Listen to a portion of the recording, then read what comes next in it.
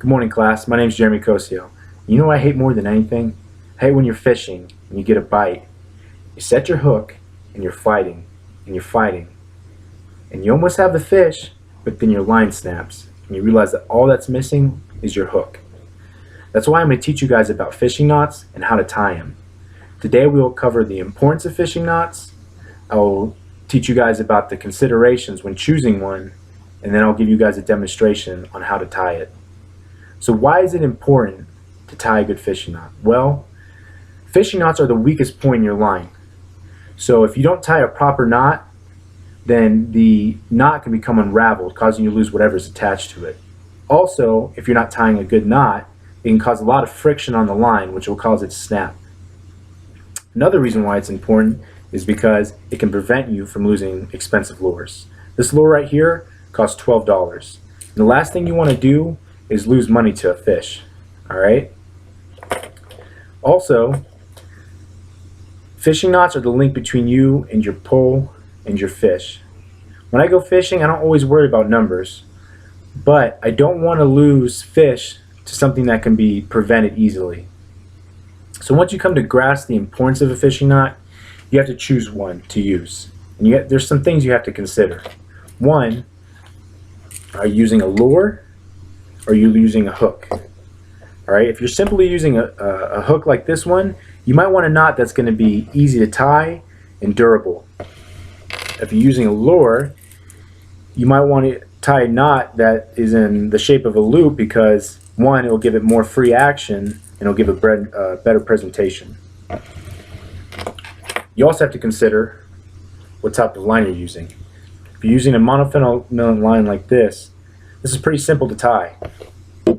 But if you're using a heavy duty line like steel leader, you might want to tie a knot that doesn't require a lot of tension.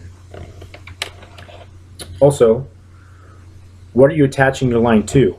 Are you attaching it to a swivel like this one, or are you just going to tie it to either end? Or are you going to attach it to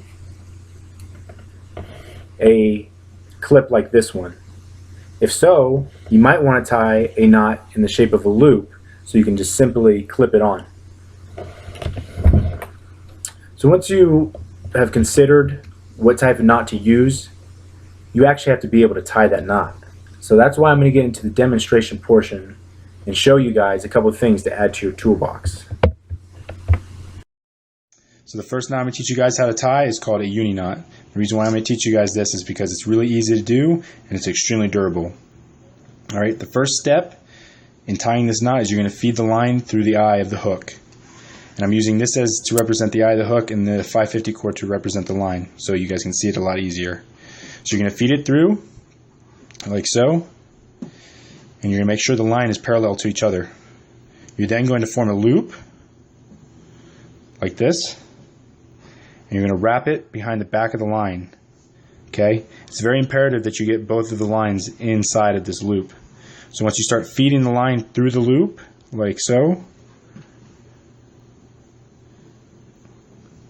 you can do this about 3 or 4 times. You're going to start cinching down the knot. It's going to start forming columns like this. Okay? You don't want to make it too tight, because if you make it too tight, when you go to pull this line and get it closer to the eye, it won't be able to move. So you're going to take this line right here and you're going to start pulling on it, which is going to cause it to get closer to the eye. Once it gets to the eye and you cinch it down tight, you're going to form a perfect little uni knot, as so.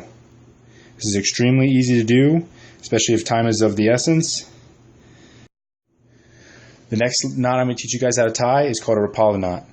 And this is extremely good when you are using it with lures, because it allows the lures to have a lot of action and move freely. So the first step is to tie a loop on the line before you even feed it through the eye of the hook, like so. Make sure you give yourself enough space when doing this. Okay, you see yourself a nice little loop here. All right, next you're going to take the end of the line, you're going to feed it through the eye, like so. You're going to take the end of the line that you just fed through, you're going to feed it back through the loop that you formed earlier, like this. Once you got your loop to where you want it in place, how big you want it, you're going to take the end of the line and you're going to start wrapping around the other line. You can do this about 3 or 4 times. You're then going to take the end of the line and you're going to feed it back through the loop, through the bottom, out to the top here. You're going to start pulling it down, all right? You want to make sure you still have the hold of the line here and the hold of the line back here. And you're just going to start tightening it. Once you start cinching it down, you're going to get a nice little knot here, okay? You're just going to keep pulling it until you get it cinched down to the end here. Now you have yourself a nice little loop. Today in my speech, I covered the importance of tying a good fishing knot, how it can be the weakest point in your line, and how it's the link between your pole and the fish. I also covered considerations when choosing a knot. Are you using a hook? Are you using a lure? Are you attaching it to something else? I also demonstrated how to tie a Rapala knot and a uni knot.